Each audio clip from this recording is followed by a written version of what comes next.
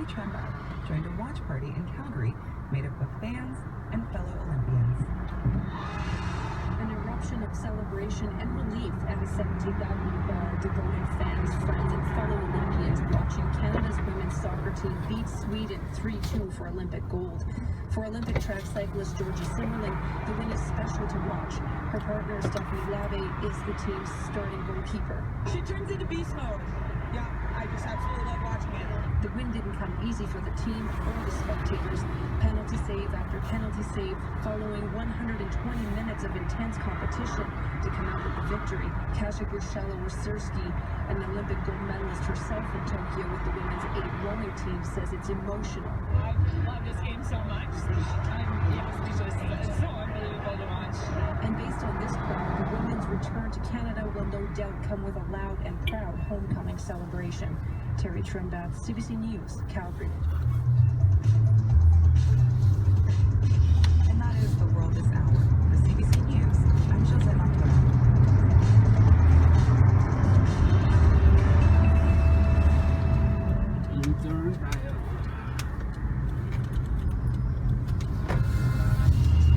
Good afternoon, Manitoba. You're listening to CBC Radio 189.3 FM in Winnipeg, 990 AM, also in Winnipeg, and everywhere else on the CBC Listen app.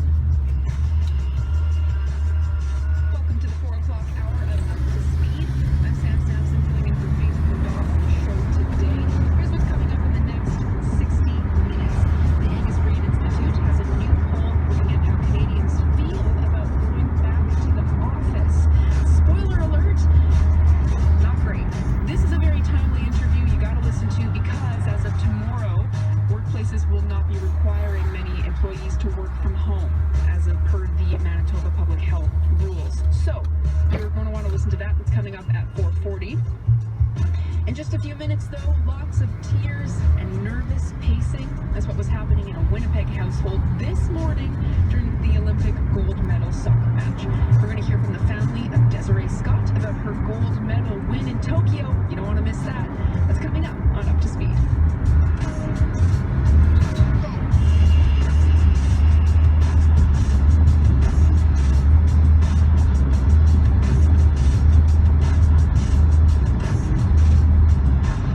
Right now at 4:06, let's hear from Emily Brass. Manitoba's opposition New Democrats are calling for support for livestock producers facing shortages of feed because of the drought. The NDP wants the province to offer interest-free 15-year loans. It also wants lease payments cut in half for Crown lands and federal aid to subsidize feed and the cost of transporting it. And starting tomorrow, Manitobans won't be required by law to wear masks in most settings. The province's decision to lift the mask mandate has forced businesses to make their own decisions. Some have publicly stated they'll still ask their clients to wear masks, but Rocco's Pizzeria in Steinbach says masks will be optional for patrons and staff. Its co-owner says it wants customers to choose for themselves. We'll have more details during the next local news at 4:30. Thank you very much, Emily. Thanks. That's Emily Brass from our CBC Manitoba News Center. Right now in Winnipeg at the airport, 25 degrees and some smoke. Tonight we're looking at partly cloudy skies and a low of 12. In Brandon right now, smoky there as well, 26. You're also looking at partly cloudy skies tonight, a low of 13. In Dauphin at the moment, sunny skies and 28 currently, a low of 15 tonight. In Churchill right now, no air quality statement for you, 13 degrees, mainly sunny skies, clear overnight, and a low of 9. I'll give you more weather details coming up after the 4:30 news. Right now, let's take a look at the commute with Corey Funk. So the listener line is pretty quiet right now, but there's a whole... Come on, I know, give me a call. A little ring-a-ling. I know, I'm getting lonely. I told people that a couple weeks ago I was lonely, and people called to give me company. Our listeners care so much. Yeah, or they feel bad for me. We have good listeners. Yeah, I know. But we want traffic tips, so smart enough. Yeah, but in the meantime, though, there's a whole boatload of roads that are closed for construction over the next weekend, and actually next week as well. I'll start with Arlington Bridge. It's actually being closed Monday at 6 a.m. until Monday at 6 a.m. August 23rd. So that's a couple weeks of the Arlington Bridge closed. So you're going to want to find another way to get where you need to go on your commute if you take the Arlington Bridge. Also, northbound Colony Street, all lanes are going to be closed from Portage. All northbound lanes are going to be closed from Portage to Webb Place starting today at 6 p.m. until Sunday at 5 a.m. or at 5 p.m. So keep an eye out for that as well if you want to go northbound Colony.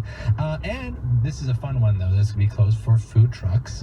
King Street from Bannatyne to William Avenue. So that's like that little strip of road between like kind of the King's Head and the Cube there. That's going to be closed today at 6 p.m. until Sunday at 8 p.m. for like food trucks and bars to kind of take over the street for folks. That's happening all month, actually, every weekend. So very exciting. If you hear anything else going on the road, do give me a call on the CBC Travel Line. I do really, really want to hear from you. That number 204-788-3093.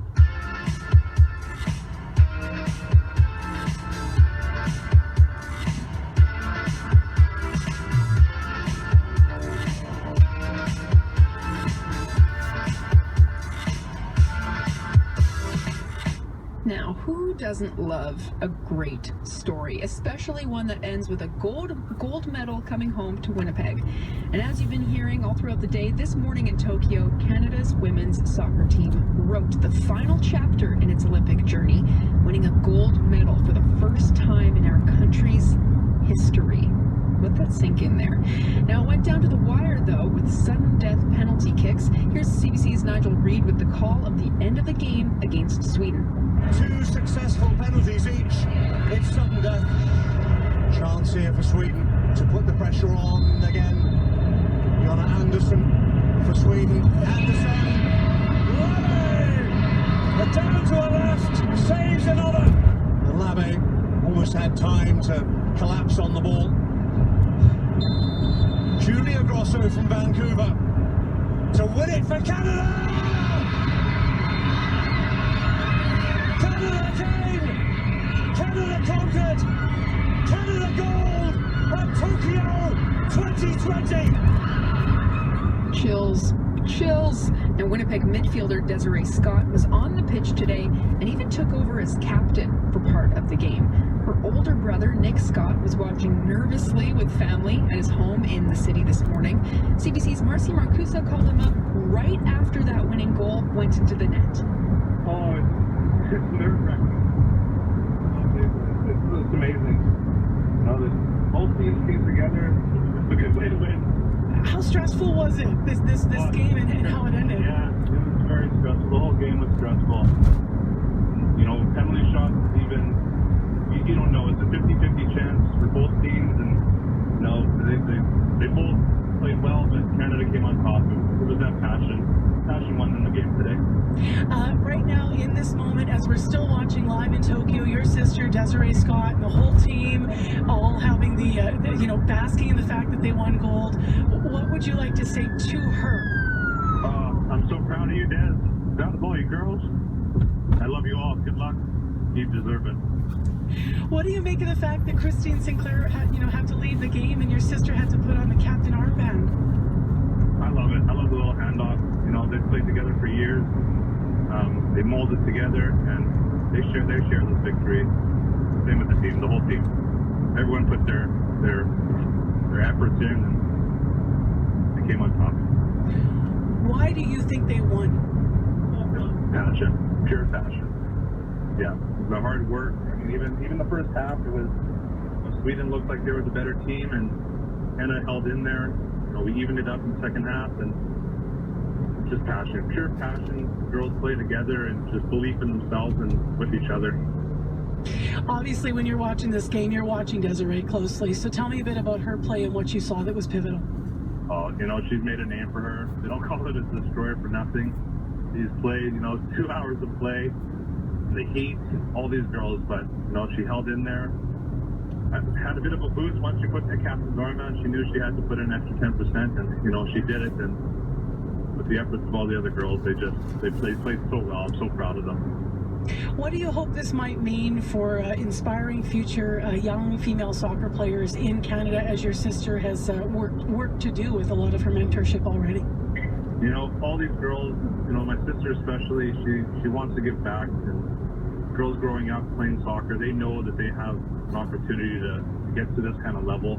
And with all these veterans, you know, to look up to, they definitely just have to have that goal in mind and not live short of it. You know, I know women's soccer is not as important to a lot of Canadians as men's soccer, but you know, Canada soccer, the women's team is just, you know, made a name for themselves and for girls growing up. I am so excited right now. I was so nervous watching that. Oh my God. What was your I household? said to my wife, I said, one of us has to start crying. I'm like, it's either going to be Des, it's going to be me. But no, it's definitely me. Such a proud moment. Tears for you right now? Oh yeah. Our whole family here is crying. I can hear everyone in the background. Who did you watch with this morning? My son and my wife. How's your son? How are you, Kingston? Even better now. Even better now? Is that what he said? Yeah. Hello. Hi, Kingston. How you doing? Good. How are you? Good. So, just remind us, what did your Auntie Desiree just do? She just won the whole thing. How do you feel about the fact that you're going to soon see her gold medal? Amazing. It's unbelievable. How proud are you of her? So proud. I heard you've been walking around with Oreo cookies that no one can touch. Yes. How come? Because they're very special, because there's a picture of my auntie on them. Very good. So are you going to keep those forever and ever, or just as a... Yes. Okay. So have you talked to your aunt since she's been in Tokyo? Yes. Yesterday. And what did she say to you yesterday before this very important game this morning? We're bringing home the gold. What did you say to her to help her feel like, you know, we're all watching from home? Good luck. You guys got this. How did you handle your nerves when you were watching those kicks at the end? Mostly just off and on my seats running around whenever they scored. Well, that's awesome that you were able to watch this. Congratulations to you and your family. Thank you. You're welcome, you guys. Thank you. Thank you so much. Nick, I'll let you and your family enjoy this moment. You've been very gracious in speaking with us on CBC. Not a problem at all. Congratulations again on Team Canada and your sister's success. Thank you so much. Take care. All right, you too. That is Nick and Kingston Scott speaking with Marcy Marcusa earlier today. They are the family of Desiree Scott, Winnipegger, and now 3-time Olympic medalist, 2 bronze and a gold won this morning in Tokyo. Now, if you want to see that moment where the sudden death shot went in, go to our website, cbc.ca/Manitoba. Hi, I'm Jim Agapito, and that's my mom, Yolanda. That's all right. You'll get to know her and me on my new CBC podcast, Recovering Filipino. It all started a while back when my Lola, or grandma, said, "You're a bad Filipino." So, I'm going on a recovery mission, a mission to recover my Filipino identity. Along the way, I'll get help from my titos and my titas, and of course, my mom. Yeah, that's right. Follow Recovering Filipino on the CBC Listen app or wherever you get your favorite podcasts. 2 things. 1, Jim's mom's laugh is the most infectious laugh that you'll hear, probably in your lifetime. 2, don't miss Jim. He's hosting the Weekend Morning Show coming up this weekend. That, of course, runs Saturday, Sunday mornings right here on CBC Radio 1, 6 to 9 a.m. It is 4:16. You're listening to Up to Speed on CBC Radio 1. I'm Sam Sampson, filling in for Faith Poudal, and today is Bandcamp Friday, a day where the site sets aside its fees for artists selling their music and merch. And a group of Saskatchewan artists are using the incentive to release a new compilation titled Underground Sounds. $12 gets you 26 songs from a wide range of musicians, and all of the proceeds from Underground Sounds are in support of the Saskatchewan Sexual Assault and Information Centre. Here's one of the songs from the Bandcamp comp. This is Wild Black with Moonstar Lover.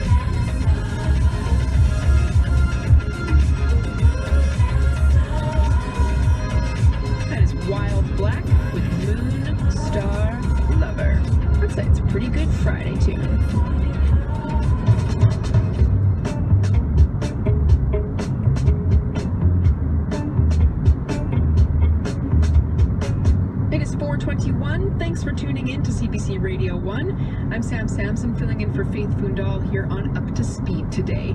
Now, the Tokyo Olympics are wrapping up pretty soon with the closing ceremonies on Sunday. And at the outset, there were some pretty major concerns around COVID-19. But as the games progressed, the spotlight quickly turned to the sporting events themselves, with Canada racking up a pretty healthy number of medals. And if all of that makes you happy, you're in luck, because the Winter Olympics are happening in just 6 months. CBC's Blair Sanderson hits the streets to find out if people are ready for more. Hello. How's it going? Very well, how are you? I'm great. Do you know when the next Olympics are? 3 years. No. 4 years. No. 2 years from now would be the Winter Olympics, wouldn't it? 2023. 2022 for the Winter Olympics? They're actually in February. They're in 6 months from now. Oh, really? Yeah, it's the Winter Olympics. That's right. I don't think I believe that. You're kidding. Yeah. I didn't know that. What do you think? Crazy. Wow, that's crazy. Crazy. Why is that? Well, it's because the Winter Olympics typically happen 2 years after the Summer Olympics, but because these current Olympics were delayed by a year, that makes it just 1 year, and they have to happen in the winter, so that's February 2022. 6 months. 6 months from now. Oh, wow. I think that it's interesting that the country that's hosting has not been promoting it more effectively. Hopefully it will be in a time zone where it will be closer to our time zone. I'm afraid not. Oh no. Beijing. Right, that's right. I forgot that. Oh, they went back so soon, back to Beijing. Oh, that's awesome. Is that awesome? I guess so, for people who love the Olympics. Wow. I don't know. It's pretty soon after the last one. Little sports, like, fatigue now. A little over it, yeah. I'd rather be playing sports myself at this point than watching other people do it. I am excited. Really? Yeah. Even though we're just finishing off these ones? Yeah, every Olympics is exciting. Oh, definitely. Absolutely. Yeah, again, the same thing. It's just a great event on the whole. Still love to see Canadians performing and all the great stories from all the countries. And the other thing is that traditionally Canada's a little bit better at Winter Olympics. So, I don't know. I feel like myself and the people that I know always get a little bit more excited when you think you're going to do a little better, you know? Well, the speed of Winter Olympics thrills me more than the speed of Summer Olympics. Right. When you put things on ice and snow, they just go fast. Absolutely. Absolutely. Like that. I love speed. Luge, skeleton, bobsled. I think I'm more into winter sports. I love watching skiing and the skating. I really like the figure skating, actually. It's also easier to social distance for the Winter Olympics than the summer for a lot of the events, because a lot of it is more individual athletes than group athletes. Right, not as many team sports. Yeah. Except for hockey, I guess. Except for hockey. I like the hockey part of the Olympics, and I do like the winter sports better, but the summer sports don't really interest me. That's it. So just Canada's sport, hockey. You know, Canadians are good at running. Strictly the hockey. So you don't have Olympics fatigue, you think? No, love the Olympics. Amazing. I love them. Thank you. Very welcome. Enjoy the games, you guys. Thank you very much. Have fun. All right. That was the CBC's Blair Sanderson getting reaction from people who didn't know the next Winter Olympics happen this winter. As you heard there, they're going back to China in Beijing, just 14 years after the country hosted the Summer Games in 2008. Let's take a quick look at the commute with Corey Funk. If you hit the road Monday, keep an eye out. Arlington Bridge will be closed from 6 a.m. Until August 23rd at 6 a.m. So that's going to be a bit of an inconvenience for you. Give me a call, 204-788-3093 for the traffic line. Thank you very much, Corey. I have to admit, I am one of those people who did not know the next Olympics was in 6 months, but right now, it's time for your Olympic update.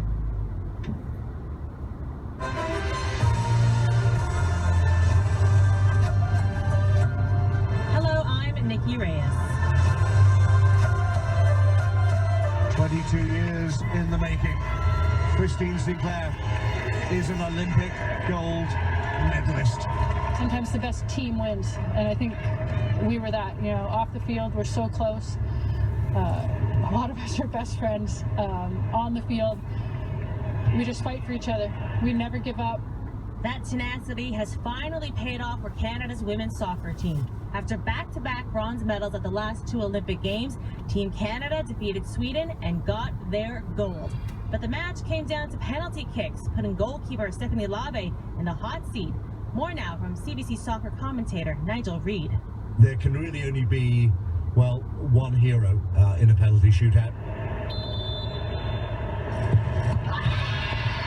And that is the goalkeeper, with all the focus on Labe, and the Swedish goalkeeper Lindahl as well, and both of them made saves in that penalty shootout. Wonderful save from Hedvig Lindahl. Everybody should go and stand on the goal line and look at how close that penalty spot really is to the goal, and how difficult that is for goalkeepers to do. But then you just have to trust your instincts. You have to let them take over, and Labe proved herself against Brazil in the quarterfinals, made a couple of saves there.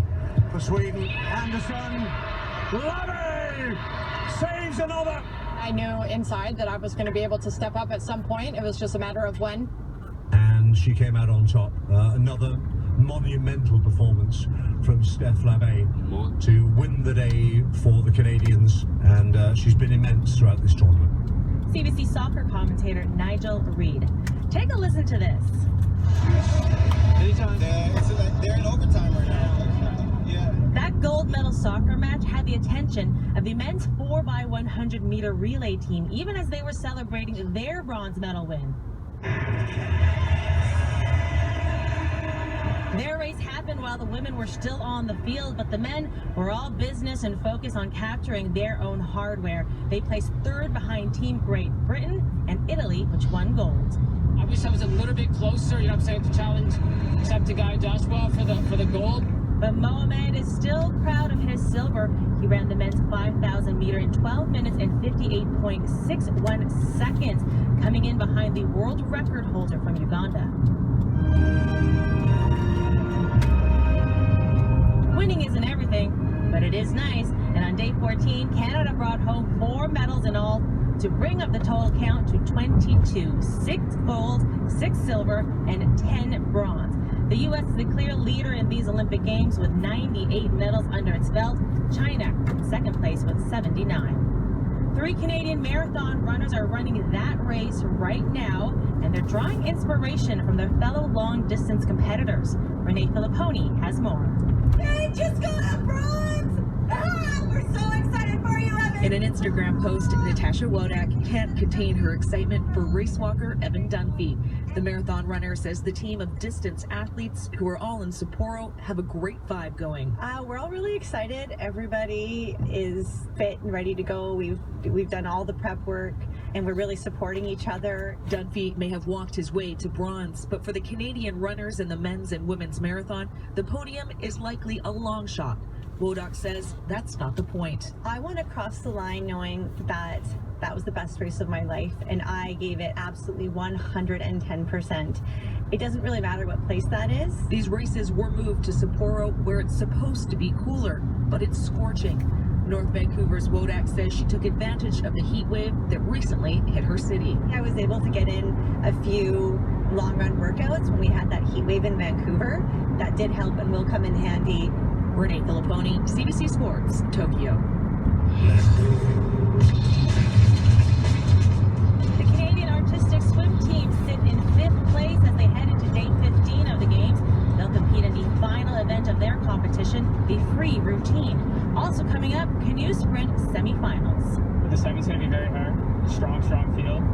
But just don't let them determine your race. Connor Fitzpatrick competes in the men's single 1,000 meter, and Katie Vincent and Laurence Vincent Lapointe will be paddling in the women's double 500 meter. That is your Olympic Games report. I'm Nikki Reyes.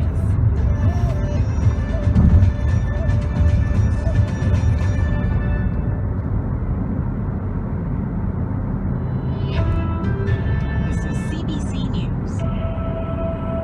It's 4:30, 25 and smoky at the airport. Clear tonight, becoming partly cloudy and hazy, low 15. I'm Emily Brass with the CBC News from Winnipeg. Manitobans can go mask-free in most places starting tomorrow. Some businesses have publicly said they'll still ask their clients to wear masks, but not at Rocco's Pizzeria in Steinbach. Co-owner Damian Penner says customers can still wear a mask if they want to, but it'll be up to them. And we're finally able to have the opportunity to see our friends smiling and to see all of our regular guests come back in and dine in, and we're just excited to see our community back in our doors. Penner says he's letting staff decide whether they want to wear masks at work. He says delivery drivers will still have masks on if they go to places that still require them. Nearly 2/3 of Manitoba dairy farmers don't think they'll be able to feed their cows through the winter. And some only have enough water for the next 3 weeks. That's according to a survey this week by dairy farmers in Manitoba. Its Vice President, David Weens, has a dairy farm in southern Manitoba. He says drought conditions have made it difficult to grow crops for cows to eat. Plus, the price of feed has gone through the roof. He says he was struck by some of the comments from farmers who filled out the survey. You know, you can sense the desperation on the part of the farmers. You know, it's heartbreaking to hear when a farmer says, you know, can somebody please help? Weed says corn, not good enough for humans to eat, could be repurposed as cattle feed. He says solutions need to happen quickly or it'll be too late for dairy farmers. Meanwhile, the Manitoba NDP wants more done for farmers struggling through drought conditions. Everything from livestock to hay to crops to gardeners have been affected. The NDP wants the provincial government to offer interest-free 15-year loans. Provincial Ag Minister Ralph Eichler says he wrote to Ottawa last night asking for more support. Now, Hattie Fontaine is an NDP MLA. One of the things that we've heard consistently from producers and farmers is that we're on kind of like year 3 of this drought, and there's been no significant action or strategy from the Pallister government. The opposition NDP is also calling for federal aid to subsidize the cost of feed and transport. Manitoba's police watchdog is investigating a death during an incident involving First Nations police. It happened Wednesday in Sandy Bay, Ojibwe First Nation, about 70 kilometers north of Portage La Prairie. First Nations police responded to a report of a man with a firearm who was allegedly lighting grass fires near Lake Road North. Officers told the Independent Investigation Unit the man shot himself just after they found him. They provided first aid, but the man died before emergency crews arrived. The IIU is responsible for investigating deaths involving Manitoba police and has taken over the investigation. A group of firefighters from Nova Scotia is now on the ground fighting fires here in Manitoba. The crew of 18 from Halifax will camp out for 2 weeks near the fire lines. Manitoba says 153 wildfires are burning in the province. Cody Wilkins is one of the firefighters who arrived yesterday from Nova Scotia. Usually the provinces that we go to are awfully grateful. It's nice to feel like we are helping out. Wilkins says he has mixed feelings being away from home since he wants to see more of his newborn daughter. 6 First Nations and 3 small northern communities in Manitoba are under partial or full evacuation orders. And finally, more than 8,000 Canadian border agents have taken job action. They've been without a contract for more than 3 years, and they're trying to put pressure on Ottawa to hammer out a deal. CBC's Travis Dunraj has more. The job action started early this morning and could cause delays at airports, land crossings, and commercial entry points. Canada is scheduled to reopen its land border with the U.S. to fully vaccinated travelers next Monday. Denny Vanette is vice president of the COVID-19 Border Task Force. He says Ottawa planned for a full strike for months. In terms of impacts at the border, we have long planned for reopening the border in phases, and we've planned for potentially some actions by the union and our members. Still, with an election looming, the government may want to work things out with the union and ink a deal. Both sides have been in mediation through the night.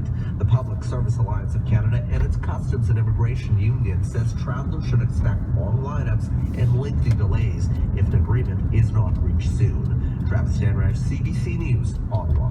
And that was the CBC News from Winnipeg. Thanks, Emily. Thanks. It's Emily Brass from our CBC Manitoba News Center. Thanks for joining us here on Up to Speed on CBC Radio 1. I'm Sam Sampson, filling in for Faith Hundal on the show today. Let's take a look at what is happening coming up in weather for the next little while. So right now in Winnipeg at the airport, 25 degrees and smoke, but I do see some blue sky here at 541 Portage Avenue. The sun is peeking through.